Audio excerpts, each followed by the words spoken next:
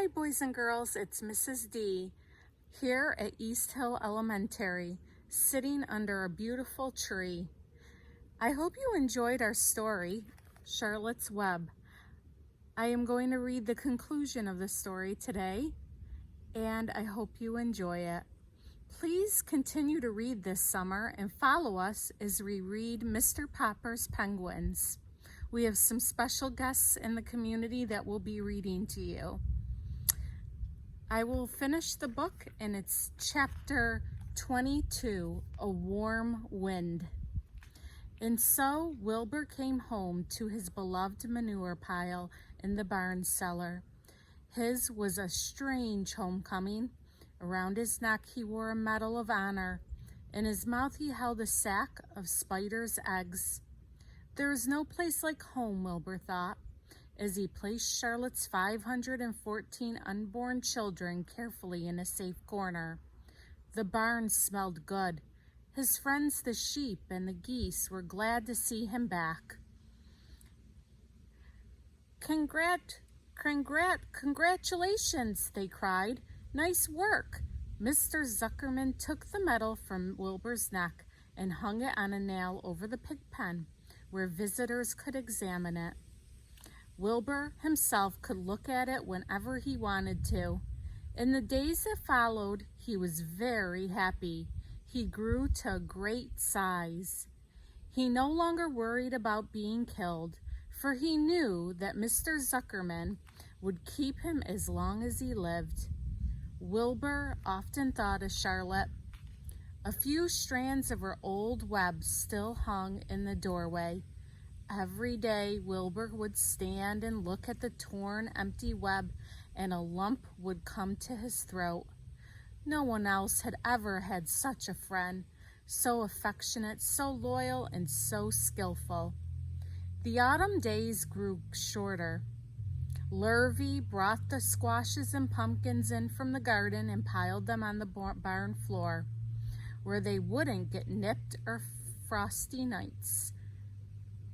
The maples and the birches turned bright colors, and the wind shook them, and they dropped their leaves one by one to the ground. Under the wild apple trees in the pasture, the red little apples lay thick on the ground, and the sheep gnawed them, and the geese gnawed them, and foxes came in the night and sniffed them. One evening, just before Christmas snow began falling, it covered house and barn and fields and woods. Wilbur had never seen snow before. When morning came, he went out and plowed the drifts in his yard for the fun of it. Fern and Avery arrived dragging a sled. They coasted down the lane and out onto the frozen pond in the pasture. Coasting is the most fun there is, said Avery. The most fun there is, retorted Fern, is when the Ferris wheel stops and Henry and I are in the top car and Henry makes the car swing and he can see everything for miles and miles and miles. Goodness, are you still thinking about that old Ferris wheel, said Avery in disgust. The fair was weeks and weeks ago. I think about it all the time, said Fern, picking snow from her ear. After Christmas, the thermometer dropped to 10 below zero. Cold settled on the world. The pasture was bleak and frozen. The cows stayed in the barn all the time now, except on sunny mornings when they went out and stood in the barnyard in the lee of the straw pile. The sheep stayed near the barn too, for protection. When they were thirsty, they ate snow. The geese hung around the barnyard the way boys hang around a drugstore. And Mr. Zuckerman fed them corn and turnips to keep them cheerful. Many, many thanks, they always said, when they saw food coming. Templeton moved indoors when winter came. His ratty home under the pig trough was too chilly, so he fixed himself a cozy nest in the barn behind the grain bins. He lined it with bits of dirty newspapers and rags, and whenever he found a trinket or a keepsake, he carried it home and stored it in there. He continued to visit Wilbur 3 times a day, exactly at mealtime, and Wilbur kept a promise he had made. Wilbur let the rat eat first. Then, when Templeton couldn't hold another mouthful, Wilbur would eat. As a result of overeating, Templeton grew bigger and fatter than any rat you ever saw. He was gigantic. He was as big as young woodchuck. The old sheep spoke to him about his size one day. You would live longer, said the old sheep, if you ate less. Who wants to live forever, sneered the rat. I am naturally a heavy eater, and I get to untold satisfaction from the pleasures of the feast. He patted his stomach, grinned at the sheep, and crept upstairs to lie down. All winter, Wilbur watched over Charlotte's egg sack as though he was guarding his own children. He had scooped out a special place in the manure for the sack, next to the board fence. On very cold nights, he lay so that his breath would warm it. For Wilbur, nothing in life was so important as this small, round object. Nothing else mattered. Patiently he waited, the end of winter and coming of little spiders. Life is always a rich, steady time when you are waiting for something to happen or to hatch. The winter ended at last. I heard the frogs today, said the old sheep one evening. Listen, you can hear them now. Wilbur stood still and cocked his ears. From the pond, in shrill chorus, came the voices of hundreds of little frogs. Springtime, said the old sheep thoughtfully. Another spring. As she walked away, Wilbur saw a new lamb following her. It was only a few hours old. The snows melted and ran away. The streams and ditches bubbled and chattered with rushing water. A sparrow with a streaky breast arrived and sang. The light strengthened, the mornings came sooner. Almost every morning there was another new lamb in the sheepfold. The goose was sitting on her 9 eggs. The sky seemed wider and a warm wind blew. The last remaining strands of Charlotte's old web floated away and vanished. One fine, sunny morning, after breakfast, Wilbur stood watching his precious sack. He wasn't thinking of anything much as he stood there. He noticed something move. He stepped closer and stared. A tiny spider crawled from the sack. It was no bigger than a grain of sand, no bigger than a head of a pin. Its body was gray with a black stripe underneath. Its legs were gray and tan. It looked like Charlotte.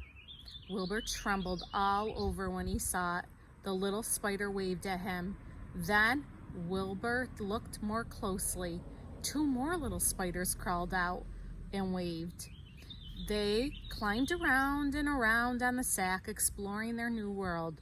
Then 3 more little spiders, then 8, then 10. Charlotte's children were here at last. Wilbur's heart pounded.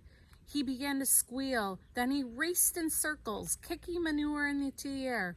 Then he turned a backflip. Then he planted his front feet and came to a stop in front of Charlotte's children. Hello there, he said. The first spider said hello, but its voice was so small, Wilbur couldn't hear it. I am an old friend of your mother's, said Wilbur. I'm glad to see you. Are you all right? Is everything all right? The little spiders waved their 4 legs at him. Wilbur could see by the way they acted that they were glad to see him. Is there anything I can get you? Is there anything you need? The young spiders just waved. For several days and several nights they crawled here and there, up and down, around and about, waving at Wilbur, trailing tiny drag lines behind them and exploring their home. There were dozens and dozens of them.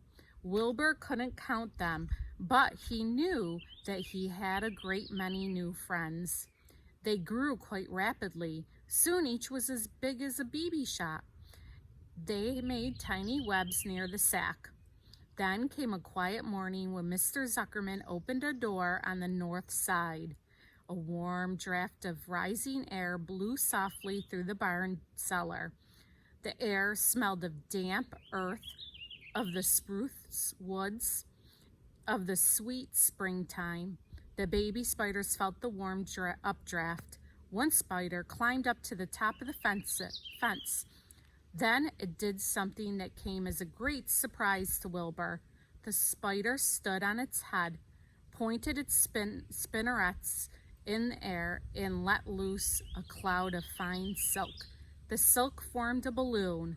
As Wilbur watched, the spider let go of the fence and rose into the air. "Goodbye," it said as it sailed through the doorway. "Wait a minute," screamed Wilbur. "Where do you think you're going?" But the spider was already out of sight. Then another baby spider crawled to the top of the fence, stood on its head, made a balloon, and sailed away. Then another spider, then another.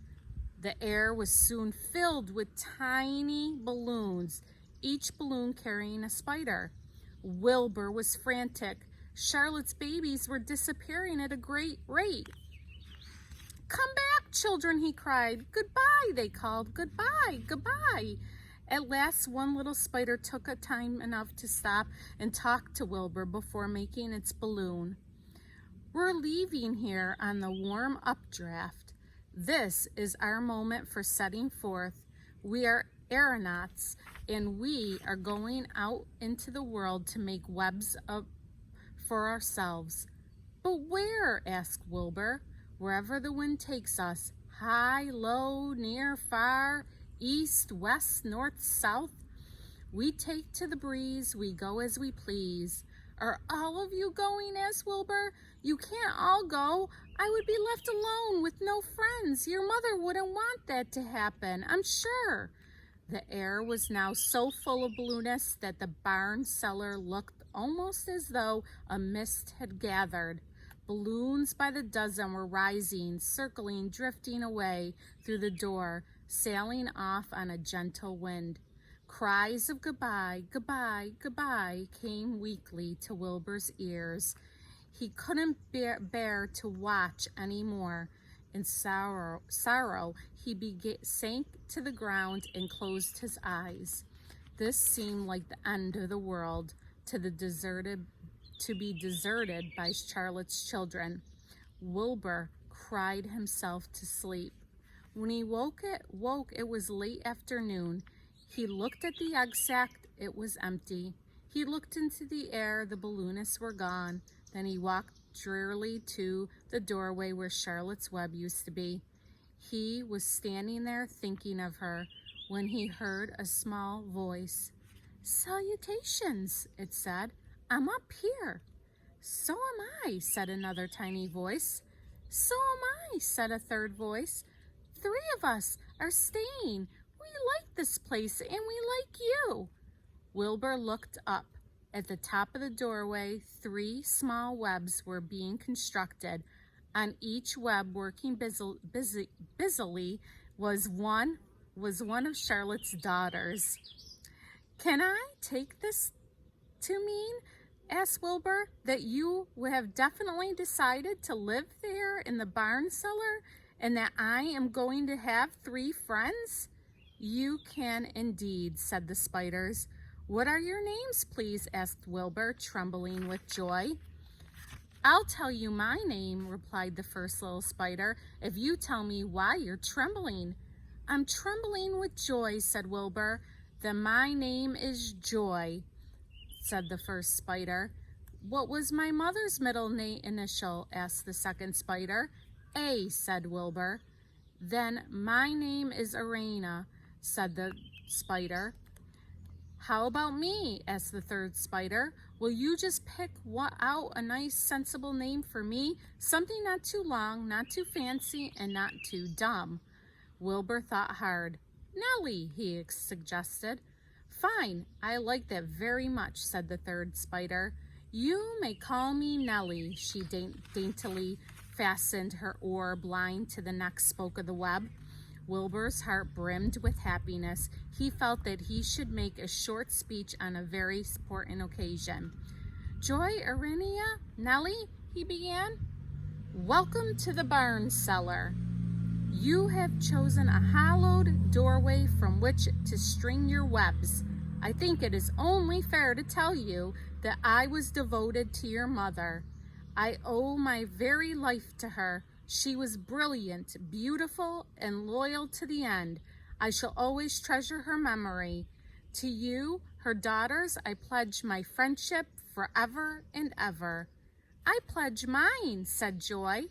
"I do too," said Arinia. "And so do I," said Nellie, who had just managed to catch a small gnat. It was a happy day for Wilbur, and many more happy, tranquil days followed. As time went on, and the months and years came and went, he was never without friends. Fern did not come regularly to the barn anymore. She was growing up and was careful to avoid childish things like sitting on a milk stool near a pig pen. But Charlotte's children and grandchildren and great-grandchildren, year after year, lived in the doorway. Each spring there were new little spiders hatching out to take the place of the old. Most of them sailed away on their balloons, but always 2 or 3 stayed and set up housekeeping in the doorway. Mr. Zuckerman took fine care of Wilbur all the rest of his days, and the pig was often visited by friends and admirers, for nobody ever forgot the year of his triumph and the miracle of the web. Life in the barn was very good, night and day, winter and summer, spring and fall, dull days and bright days. It was the best place to be, thought Wilbur. This warm, delicious cellar, this with the garrulous geese and the changing seasons, the heat of the sun, the passage of the swallows, the nearness of the rats, the sameness of the sheep, the love of the spiders, the smell of the manure, and the glory of everything. Wilbur never forgot Charlotte.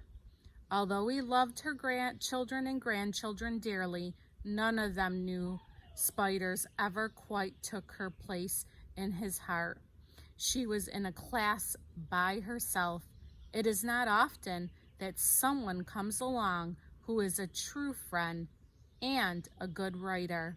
Charlotte was both. The end. That's the end of our book, boys and girls. I hope you enjoyed it. And again, I hope you join us for our next book, Mr. Popper's Penguins. Have a wonderful summer and make lots of awesome memories.